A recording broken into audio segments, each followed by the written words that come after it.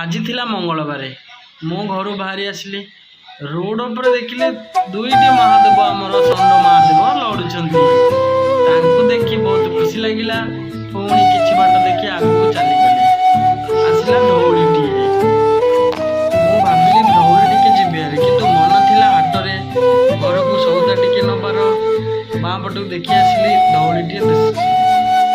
ତାକୁ ଛାଡ଼ି ଧଉଳିକି ବହୁତ ମନେ ପକାଇ କିନ୍ତୁ ଆଗକୁ ଚାଲିଗଲି। କିଛି ବାଟ ଗଲା ପରେ ବର୍ଷା ଆସିଲା।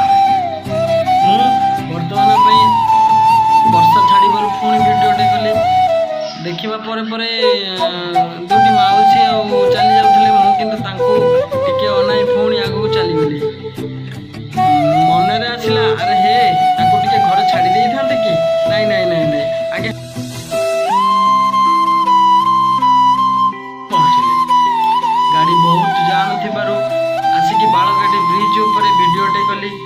ପୁଣି ଭିଡ଼ିଓ କିଛି ବାଟ ଆଗକୁ ଯାଇସାରିଲା ପରେ ଆଗରେ ଦେଖିଲି ୟେଲୋ କଲର ଗୋଟେ ନାନଟିଏ ଯାଉଛି। ଭାରି ଇଚ୍ଛା ହେଲା ତା ପାଖରେ ଟିକେ ଯିବା ପାଇଁ, କିନ୍ତୁ କ'ଣ କରିବା, ବହୁତ ଆଗରେ ତ ଖାଲି ମହାଦେବ ଆଉ ମହାଦେବ। ଯିବା ପରେ ମୁଁ ଆସି ପହଞ୍ଚିଲି।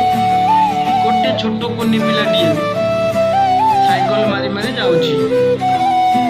ଆଉ କିଛି ସମୟ ପରେ ମୁଁ ସେ ନାନ ପାଖେ ନ ପହଞ୍ଚିବାରୁ କ୍ୟାମେରା ଅଫ୍ କରି ବାଳକାଟି ହାଟରେ ପହଞ୍ଚିଗଲି।